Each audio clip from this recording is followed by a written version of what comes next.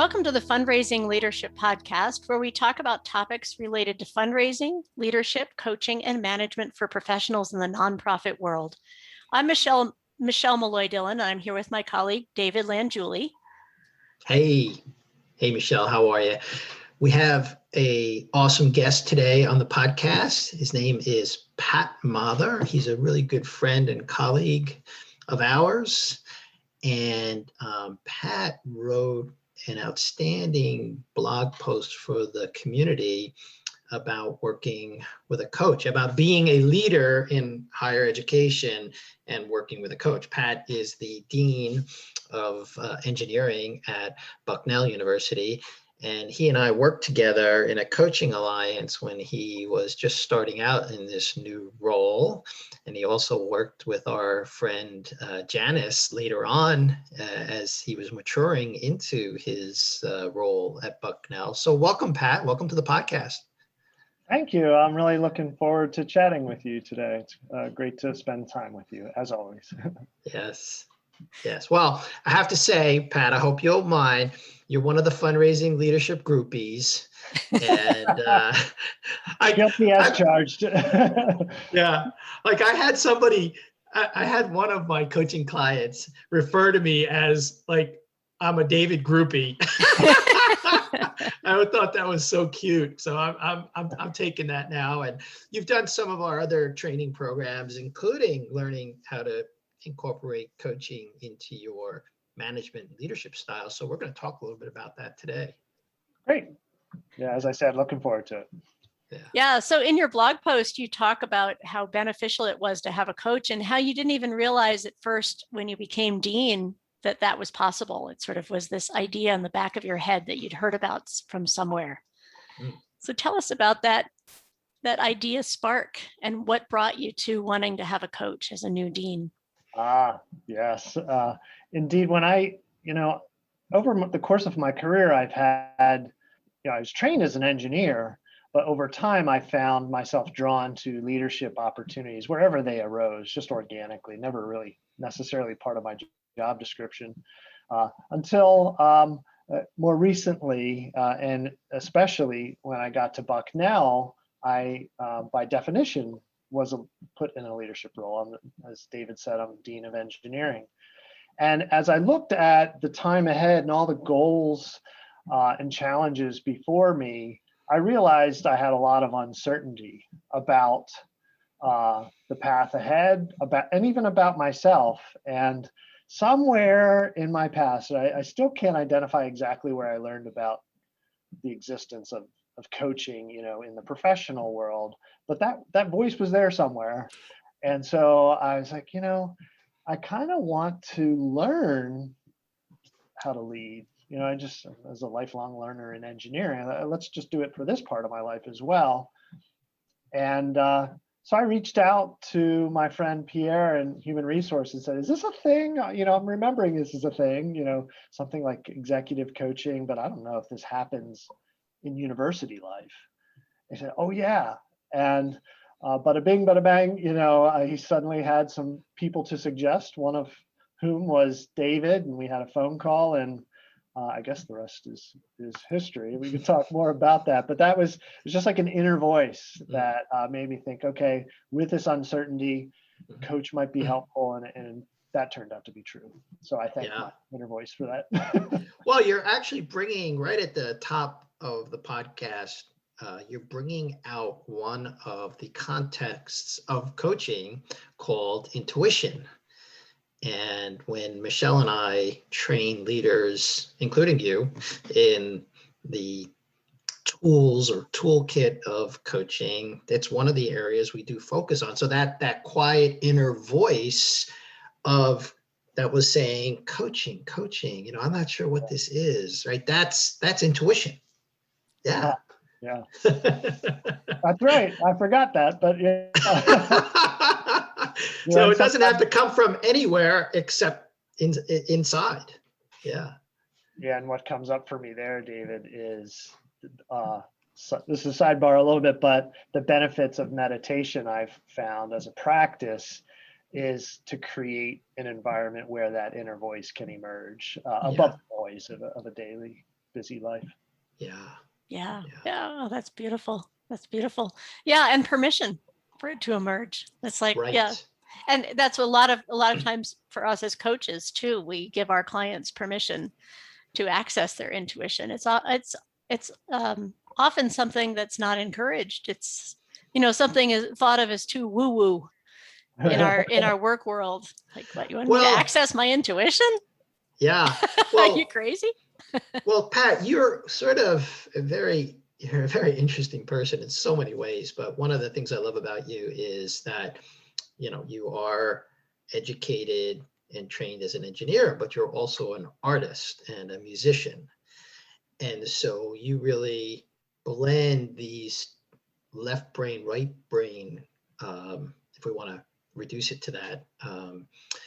Intuition tends to live in the right brain. Rational analytical thinking tends to live in the left brain. And in higher ed, I know that there's a lot of conditioning that goes on for the left brain, especially in engineering programs. And what I love about what you're saying is you're bringing more of this intuitive, creative side that we all have into Bucknell and into your work. So I'm curious, like, what's that like for you in higher ed at Bucknell? Well, it has served me well. I mean, it is who I am, as you identified. So there's no avoiding it. I love a blank page. The thing always drew me to music is the infinite possibilities of writing a song. I'm not a poet. I wish I were a poet, because it's the same thing holds there. In engineering, the more I got into it, particularly in the laboratory doing research, the more I found in common with music than not.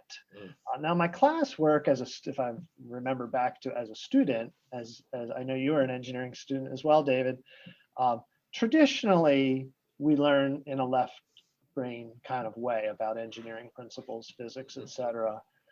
But as you get to, I guess I would say, the leading edge or the frontiers of knowledge, the right brain plays a critical role. And in fact, as you get to know engineers that are successful, including our own students at Bucknell and other institutions, it's the that element that distinguishes outstanding engineering and science from others. So, it's applying sort of those fundamentals to the great unknown, what not only solving a problem, but finding a problem, posing a problem, and then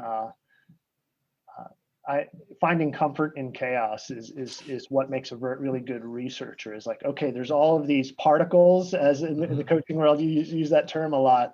Well, this appears in the engineering laboratory as well, where you have many more things that are unknown than are known. And then just exhaling and saying, well, okay, this is actually possibility. And I love seeing a student in the laboratory roll up her sleeves and say, I'm in. Like, I'm going to play. I hear what you said we should try, and I'm going to try that, and I'm going to try 3 other things, and let nature talk back. Nice. And it's just a beautiful thing to watch, because once a student experiences that, they're sort of a scientist or engineer for life at that point, and they get it. I'm getting excited. I want to go to the lab. I know. Yeah. Take me with you. Yeah. The lab is where there is a lot of unknown. I mean, that's what I always loved about being an experimentalist. Also, I was not a theoretician. I was more an experimentalist. And so you're on that frontier of not knowing. Yeah. Well, and I can't help but think about how this is all sort of a metaphor for all of us in life, right? The frontier of not knowing. We are all, especially now, right? We are always on a frontier of not knowing. And how can we embrace our next challenge with creativity, openness, curiosity, intuition, knowledge, what we already know. Yeah. Absolutely. Yeah. So important.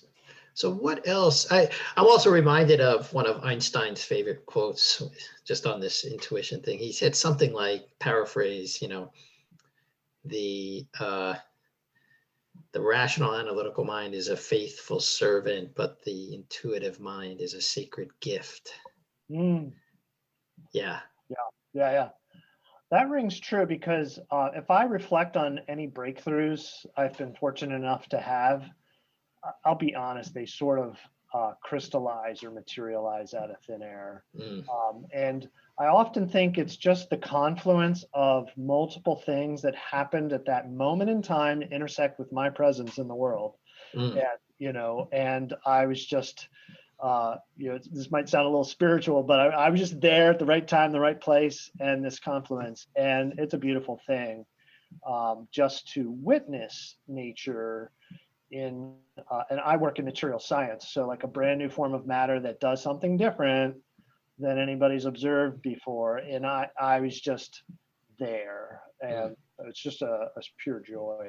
Well, that's you're speaking to witnessing. It's another coaching context that Michelle and I, and by the way, for the audience, and I think you know this, Pat, Michelle is now on the faculty at the Coaches Training Institute, or now called the Coactive Institute.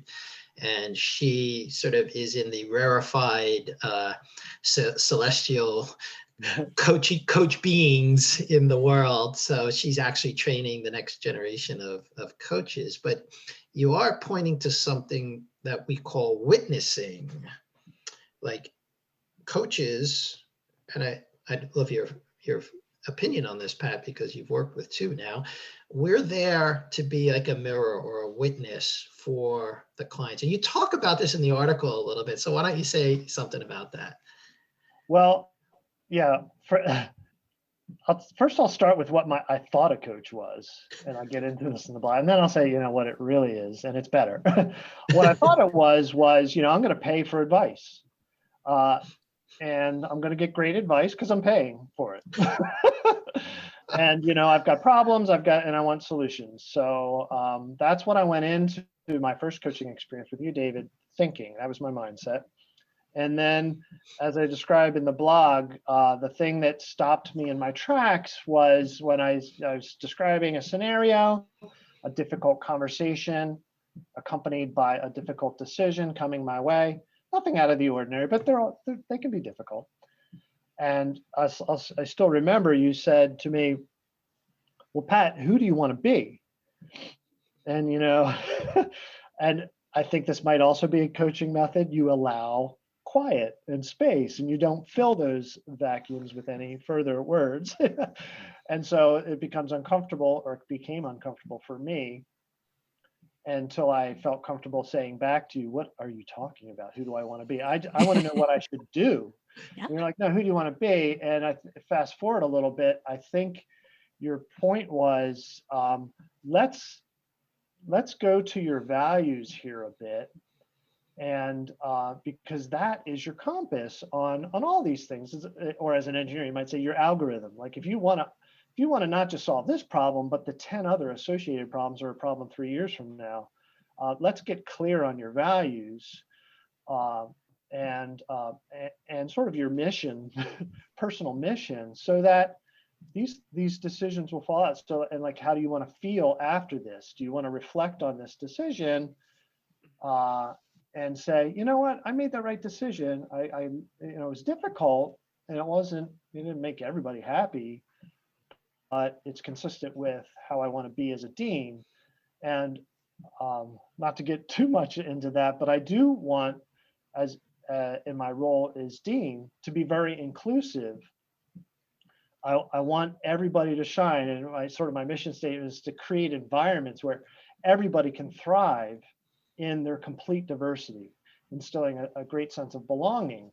And so that's kind of a wide sweeping thing, but it can be interpreted in every situation as how I want to be. And the problem is, when you're really busy, those things can get out of alignment. And your job as coach at the moment was, because we had already talked a little bit about what my values were. It's like, okay, your values should have a voice here. Let's pretend there's a third person in the room. What are they saying to you? Nice. So in that sense, it's and that's what I love about it. Like, you were not giving me your opinions. You were helping me find my answers from within my values, which is so much better than and sustainable than just giving advice. What's sustainable about that for you, Pat? Well, I think that, and I've been there, I think you've probably been there before, when you head down a path that's out of alignment with your values, you get really tired and really uncomfortable, stressed, the temperature goes up. That's not sustainable. When there's alignment, you have energy, I find. I don't know anything about the psychology here, but it's a good thing. Like that's like a sign that you're heading in the right direction. And everybody wants to feel like they have energy. You'll take on that one more conversation. You'll take on that one more interaction, or dare I say, project. The P word. Project is who knew project was a 4-letter word? Yeah. So I guess so. And you do need to live a sustainable life because when you're out of energy, when you're fatigued, when you're upset, you'll make bad decisions. You might hurt people that later on you feel great regret about. And so, but alignment is between two things. It's between your, as I mentioned before, sort of your core values and where you're headed with your approach to your job and your life in your personal life.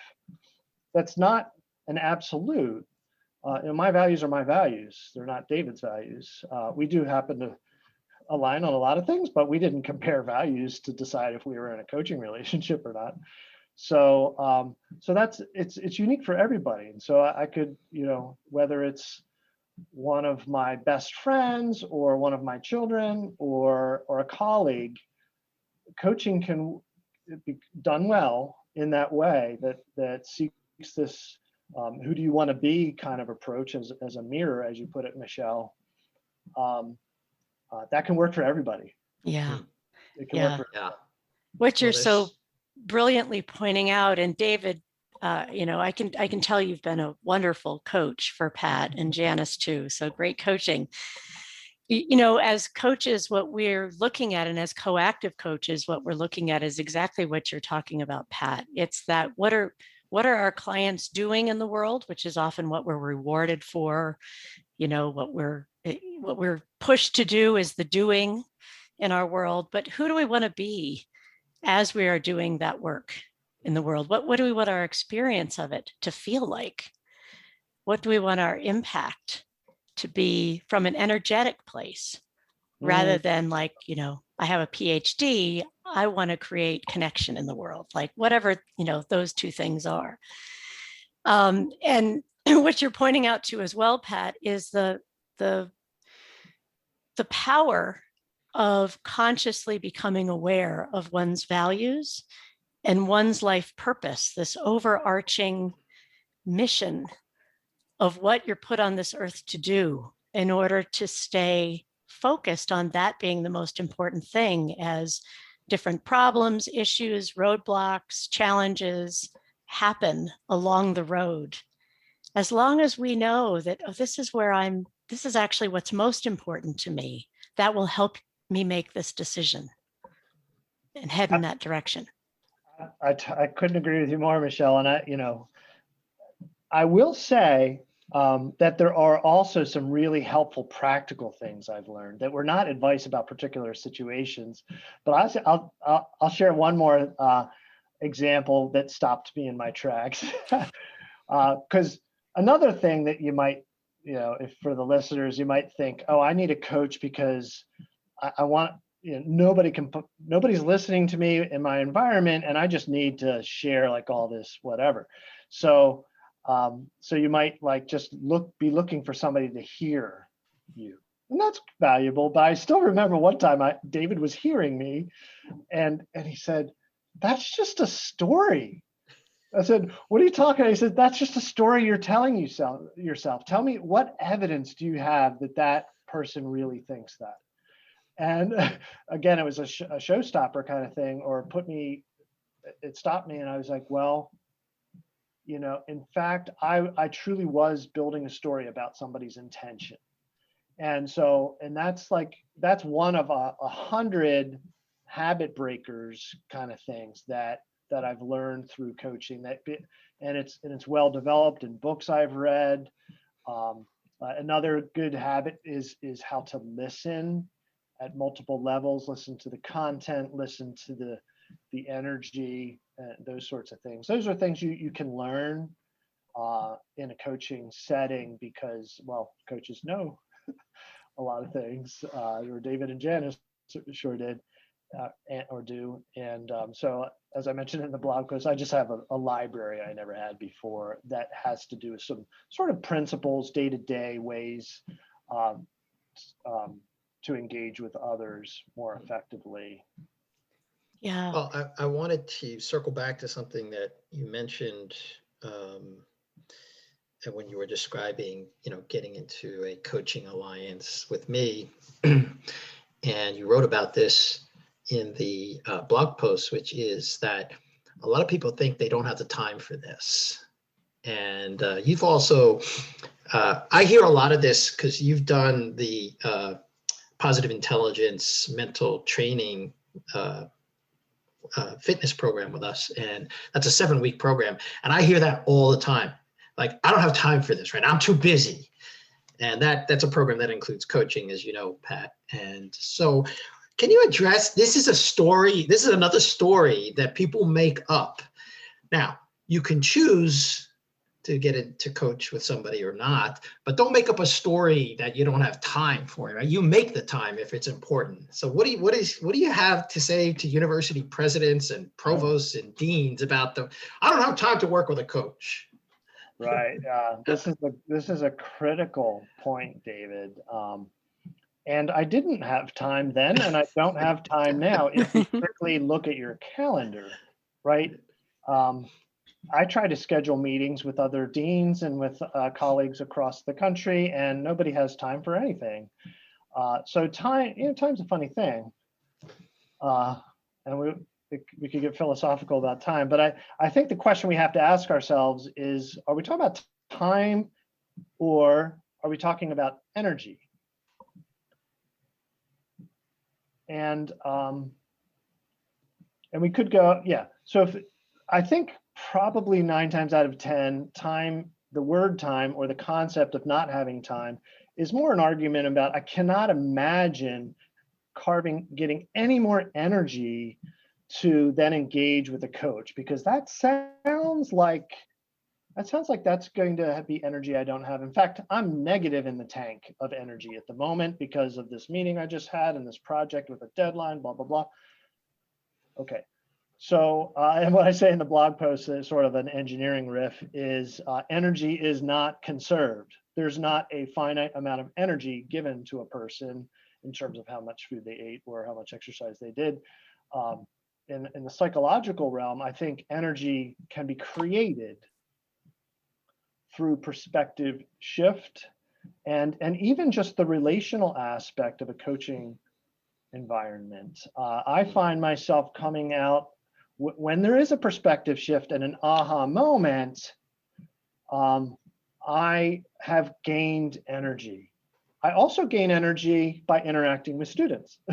I come out of the laboratory after like having a fun time, explaining or creating an idea. I'll hop, skip, and a jump down the hallway just because I have more energy from that tank filling experience.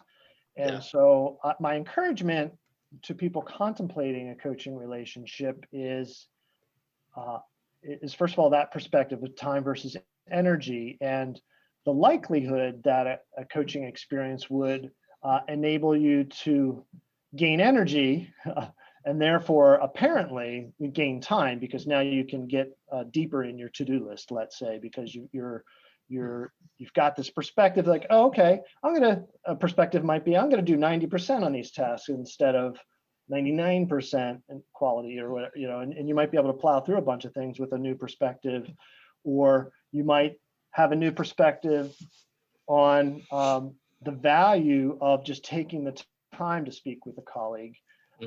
And then after that's done and that's behind you, that difficult conversation that turned out to be a great conversation, you're not carrying that burden around with you anymore. And that burden was actually burning watts, like kilowatts. Lots of energy. Well, let me ask you this question, maybe to put it in, to take it out of the realm of physics and engineering and maybe into some modern jargon. Was coaching life-giving or life-sucking for you, Pat?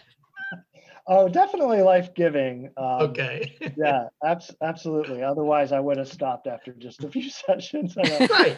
Exactly. David, I don't have time for this. Yeah. If it wasn't life-giving, you would have cut it off. I know, like you cut your losses, right? So it really has, as you say, it has nothing to do with time.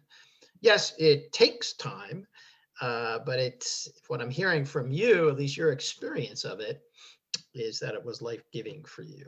Yeah. And here's the thing about coaching. Coaching is not about fixing somebody. Coaching is about highlighting with somebody what their gifts, their talents, their knowledge already is, and building upon that.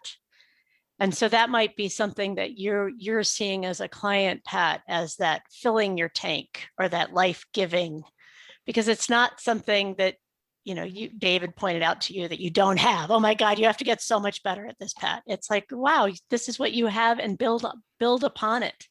And that can feel very encouraging. Absolutely. And one element of that, Michelle, is I found myself growing in believing in my approach to leadership, meaning like I quite possibly and might be the right person for this particular job at this point in time.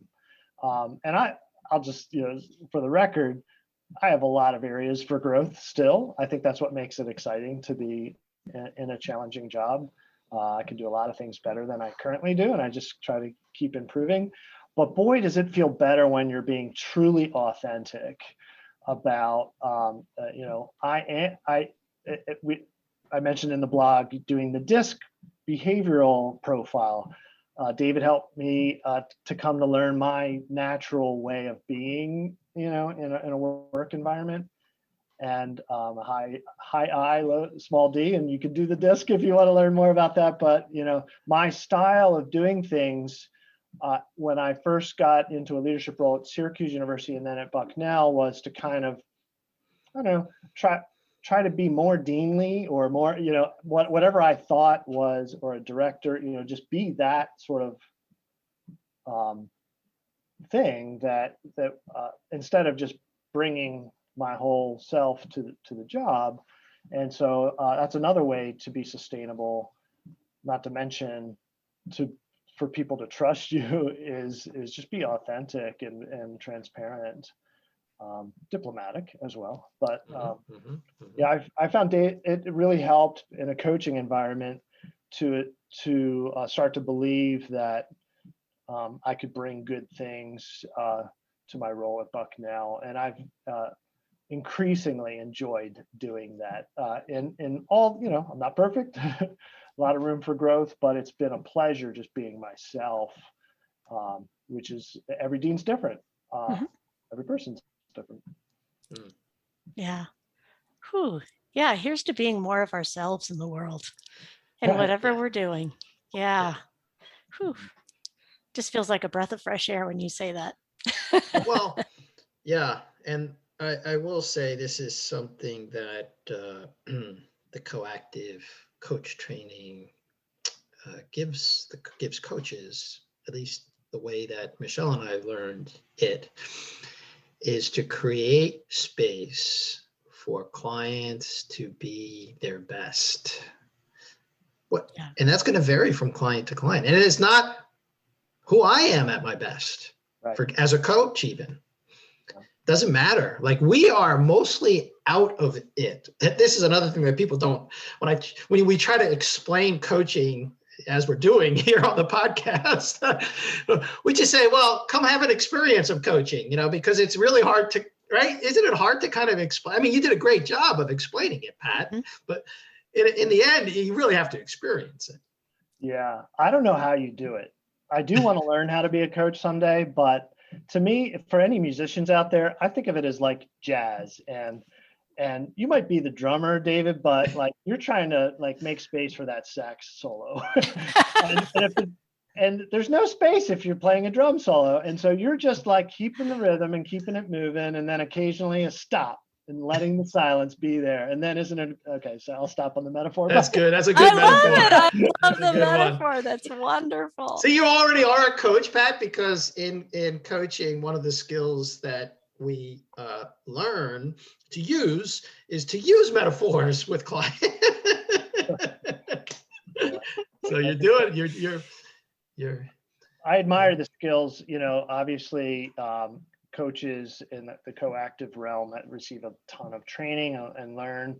One of the things I've admired is how much space you and Janice did create in those sessions. And it can be uncomfortable at first. I'll tell you, if people enter into coaching, you can't hide in a coaching session. So, don't go there just to, you can't hide. So there is a little bit of vulnerability there, but it's well worth it. So kudos to the coaches of the world.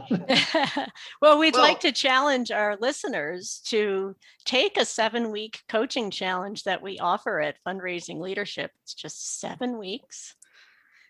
And it's a great way to dive into coaching and to see what it's all about. We'll put a link to it in our show notes. Yeah. And, so that coaching challenge is more for managers and leaders who want to incorporate some of these coaching skills that you've experienced, Pat, and now that you're actually using in your leadership at the college.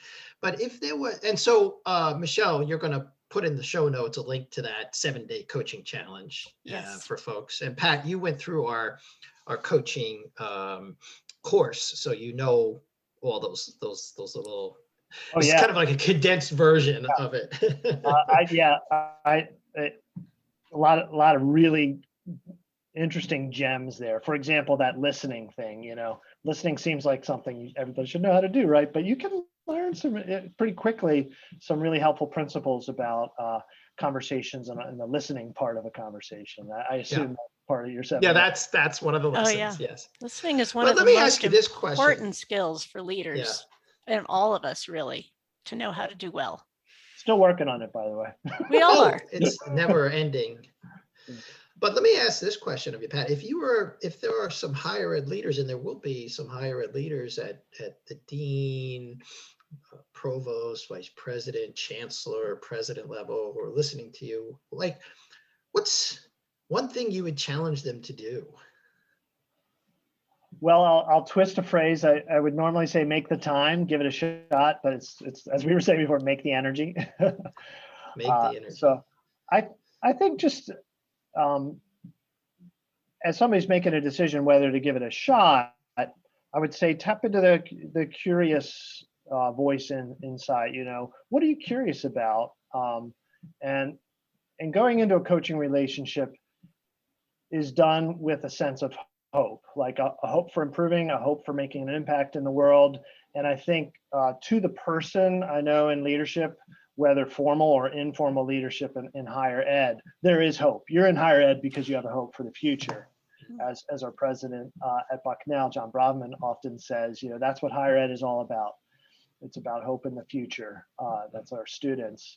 And so tap into that hope and then take my word for it, if you will. We might not know each other, but I think a good coaching relationship will blossom, and it will give you energy, and that is worth quite a bit.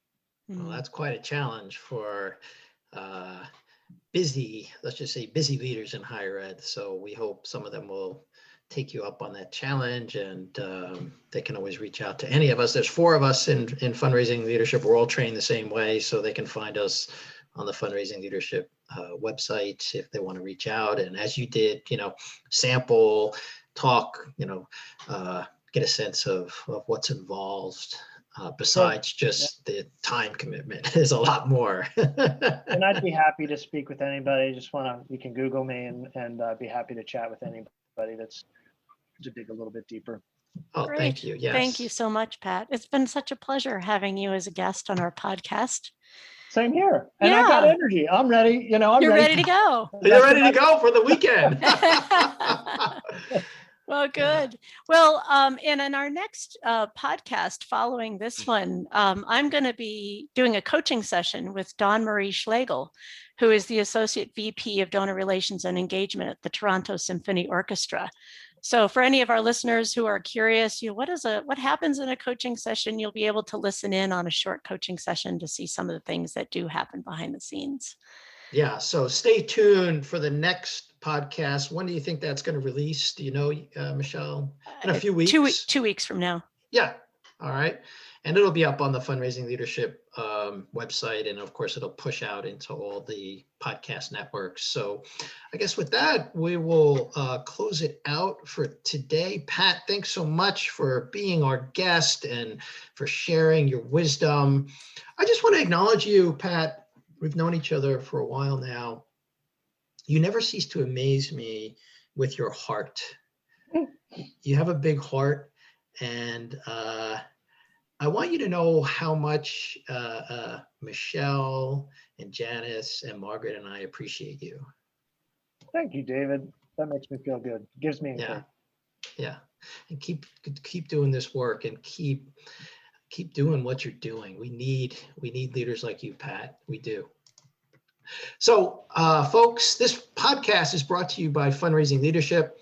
We provide unique coaching and training programs that powerfully transform how you work in order to get results. Please subscribe if you haven't already done so. You can find us on iTunes, Google Podcasts, Amazon Music Podcasts, and Spotify. And if you're enjoying the show, please rate and review it so that others can find us.